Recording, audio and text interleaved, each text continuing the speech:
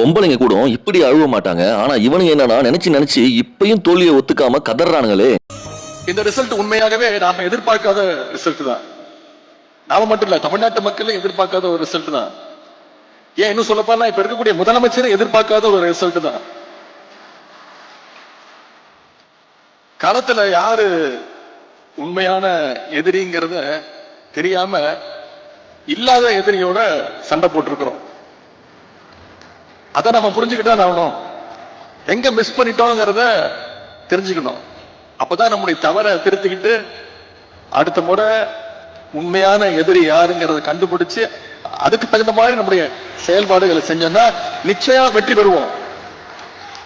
சேப்பாக்க திருவள்ளியின் தொகுதி மட்டும் இல்ல, தமிழ்நாடு முழுக்க உண்மையான எதிரி யாருன்னே தெரியாம களமாடி இருக்கிறோம். அங்கதான் நம்ம மிஸ் பண்ணிட்டோம். மக்கள் மீது ஓவர் கான்பிடண்டா இருந்துடும்.